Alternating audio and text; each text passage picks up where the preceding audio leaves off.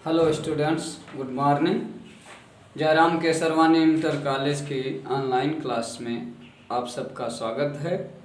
आप सबको आज मैं फ्यूचर इंडेफिनिट टेंस के नेगेटिव सेंटेंस के अनुवाद का नियम बताता हूँ। आप लोग देखें, नेगेटिव सेंटेंस तो अब तक समझ गए हैं कि जब वाक्य में नहीं शब्द आ जाता है तो नेगेटिव हो जाता है, जिससे किसी तथ्य को अस्वीकार कर दिया जाता है, नकार दिया जाता है, वे नेगेटिव सेंटेंस होते हैं। स्टूडेंट्स यहाँ देखें, नेगेटिव सेंटेंस के नियम का मूल्यांकन करें। बहुत ही सरल है। हम पहले ही जान चुके हैं कि आई और वी कर्ता के साथ हम शैल का प्रयोग करते हैं, अन्य सभी कर्ताओं के साथ हम विल का प्रयोग करते हैं। तो स्टूडेंट्स नेगेटिव में और कुछ नहीं करना है, हमें सारा नियम वही है, बस हमें शैल या विल के बाद नॉट और जोड़ देना है। ध्यान रहे कि विल या शैल के बाद ही नॉट लगाएं, मेन वर्ब के पहले, फुल वर्ब के पहले। जैसे देखें ये नियम है, सब्जेक्ट के बाद विल नॉट या शैल नॉट सब्जेक्ट के नंबर के अनुसार।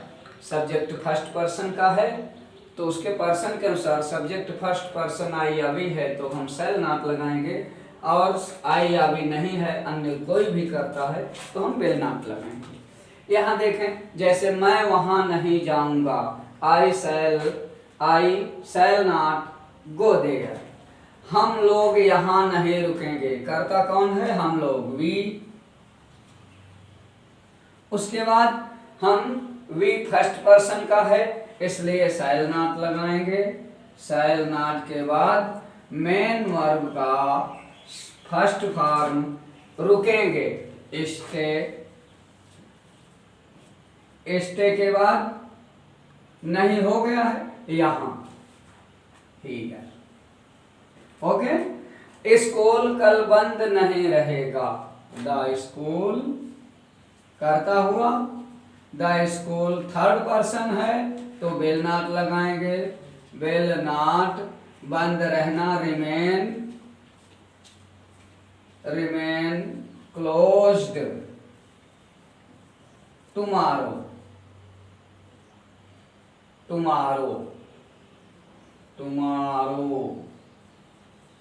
इस टेंस में कल की अंग्रेजी हम टुमारो ही लिखते हैं, आने वाला कल टुमारो है।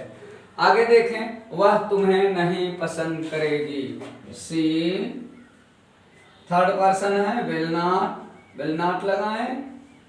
अब अंत में आ जाए पसंद करना, लाइक, ऑब्जेक्ट तुम्हें, you, she will not like you. वे हमें नहीं याद करेंगे तो दे करता हुआ, वे, दे थर्ड पर्सन है, विल नॉट लगाएंगे। विल नॉट के बाद हम रिमेम्बर याद करना, मेन वर्ब लिखेंगे, रिमेम्बर हमें, आस। ये नेगेटिव सेंटेंस का नियम जो कि अत्यंत सरल है। मेरा विश्वास है कि आप लोग बड़ी आसानी से इसको सीख जाएंगे। अब आगे हम इंट्रोगेटिव सेंटेंस का नियम आप लोगों को बताते हैं। इंट्रोगेटिव सेंटेंस फ्यूचर मिनट कहिए, यही वाला 5 मिनट कहो। चलो फिर सेंटेंसेस के अनुवाद का नियम इस प्रकार होता है। इंट्रोगेटिव सेंटेंस का गठन इस तरह से होता है, हम विल या शैल पहले लगाते हैं, उसके सब्जेक्ट के पहले विल या शैल लगा देते हैं, तब सब्जेक्ट रखते हैं, उसके बाद फुल वर्ब, फिर ऑब्जेक्ट, फिर अदर वर्ब। यह नियम पहली स्थिति में काम करता है। ये पूरा नियम यही रहता है इंट्रोगेटिव सेंटेंस का। आप लोग स्टूडेंट्स थोड़ा ध्यान पूर्वक देखें। आप लोग एक चीज हमेशा याद रखें कि इंट्रोगेटिव सेंटेंस जो है इसी तरह से रहेगा, लेकिन एक कुछ विशेष परिस्थितियों में थोड़ा सा परिवर्तन होता है, उसको मैं आपको बताता हूँ। ये बिल्कुल सेम ये स्थिति, सेम यही स्ट्रक्चर होगा इस स्थिति में, पहले वाली स्थिति। पहली वाली स्थिति ये है कि जब आपका वाक्य क्या से शुरू, जैसे क्या वह संस्कृत पढ़ेगा, क्या हम तुम्हें पैसा देंगे, क्या वह भोजन पकाएगी। इस तरह से क्या तुम घर जाओगे, क्या चपरासी आएगा, क्या प्रिंसिपल साहब तुम्हें दंडित करेंगे। इस तरह से आप देखें तो सारे वाक्य क्या से शुरू होते हैं। ऐसे वाक्यों का अनुवाद इसी तरह से करिए आप सब्जेक्ट के अनुसार। सब्जेक्ट फर्स्ट पर्सन आई और वी है तो आप शैल पहले लगा दो, अन्यथा थर्ड पर्सन सेकंड पर्सन या नाउन है तो आप लोग विल पहले लगाओ। जैसे यहाँ देखो, क्या वह संस्कृत पढ़ेगा, क्या वह संस्कृत पढ़ेगा, वह करता है थर्ड पर्सन है, इसके साथ विल का प्रयोग होगा तो हम विल पहले लिख देते हैं, उसके बाद इस सब्जेक्ट को रखते हैं ही। अब मेन वर्ब पर आते हैं। फुल वर्ब क्या है, पढ़ेगा, पढ़ेगा। अब हम पढ़ेगा के अंग्रेजी रीड लिखते हैं, will he read Sanskrit, Sanskrit. आगे देखिए, क्या हम तुम्हें पैसा देंगे। अब हम है, कर्ता हम है तो हम शैल लगा देंगे, शैल पहले लगाएंगे, फिर वे रखेंगे, वी के बाद पैसा देंगे। लैंड माने दे, उधार देना, land you money.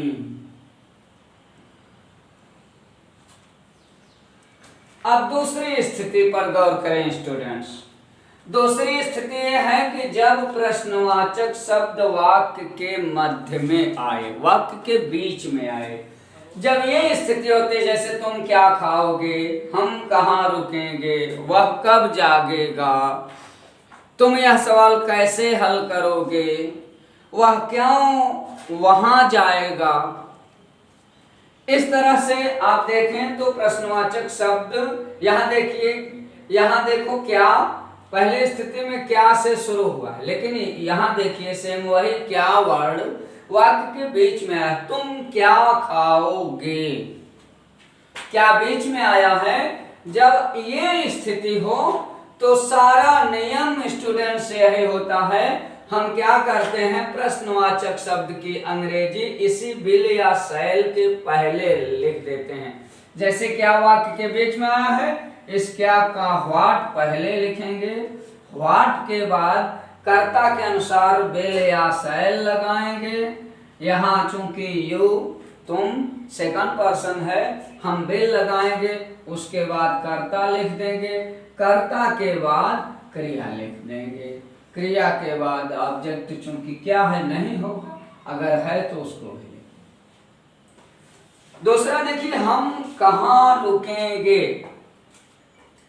Where, where माने कहाँ, प्रश्नवाचक शब्द हम पहले अंग्रेजी में लिखते हैं वेयर, उसके बाद यही नियम, विल या शैल लगाएं, हम है तो हम शैल लगाएंगे, शैल के बाद हम सब्जेक्ट रखेंगे, वी रुकेंगे, स्टे, हम कहाँ रुकेंगे।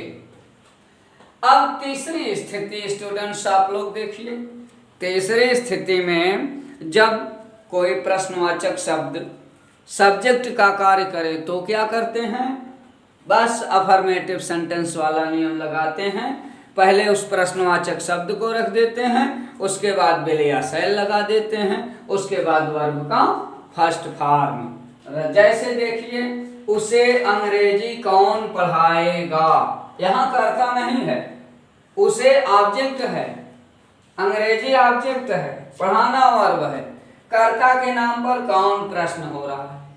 अब यहाँ कौन जो है वो कर्ता के रूप में है, तो हम कौन की अंग्रेजी पहले लिख देंगे, हु के बाद याद रखें कि केवल आई और वी ही फर्स्ट पर्सन है, बाकी सब सेकंड या थर्ड पर्सन।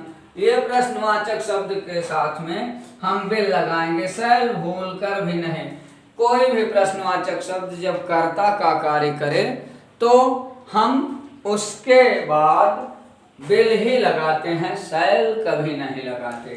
हु विल, अब वर्ब की फर्स्ट फॉर्म टीच, उसे, हर, अंग्रेजी इंग्लिश।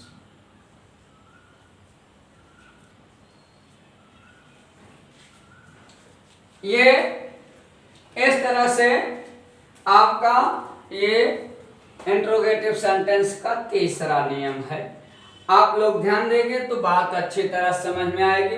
हम चौथी स्थिति पर आपसे बात करते हैं। चौथी स्थिति ये है कि हाउ मच, कितना, हाउ मैनी, कितने, हुज, किसका, विच, कौन सा।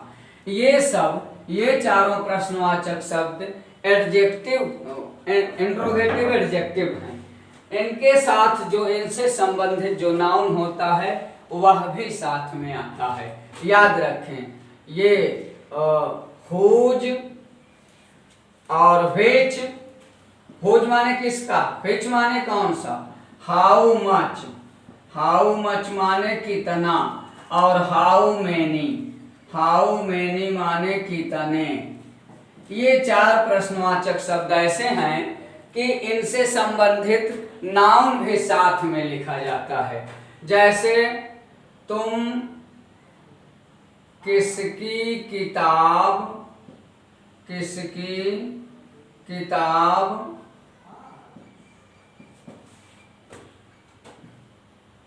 खरीदोगे, खरीदोगे। अब यहां देखें, किसकी, हुज, किताब, किसकी से किताब संबंधित है। हम जब अनुवाद करने लगेंगे तो केवल हुज नहीं लिखेंगे, हुज के साथ में बुक भी लिखेंगे। हुज बुक के बाद सब्जेक्ट के अनुसार विल या शैल लगाएंगे। यहाँ तुम है तो हम विल लगाएंगे, विल। अब सब्जेक्ट रख देंगे विल यू बाई। समझ रहे हैं? ऐसे है व्हिच, जैसे वह कौन, वह कौन, एक मिनट,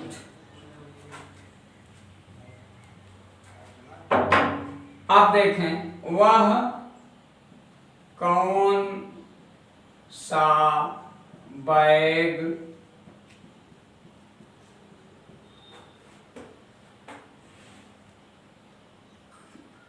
पसंद करेगी।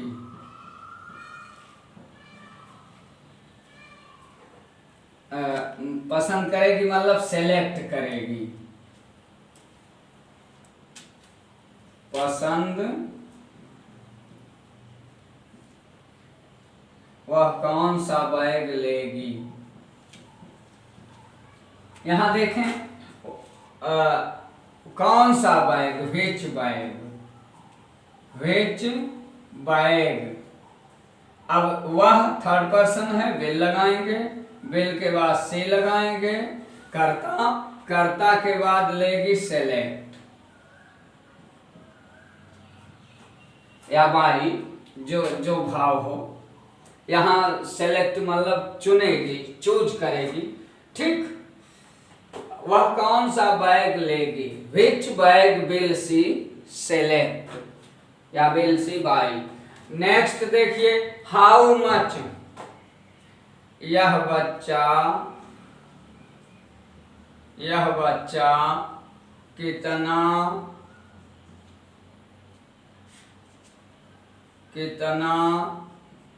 दूध पिएगा।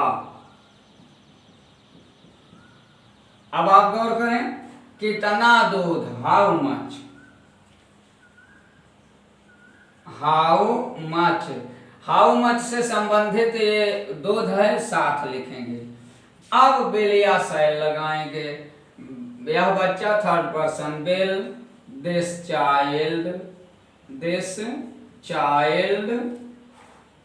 पिएगा, ड्रिंक। आगे देखें, कितने का भी बता देते हैं। तुम या वे कितने आम खाएंगे। तो कितने आम, हाउ मैनी।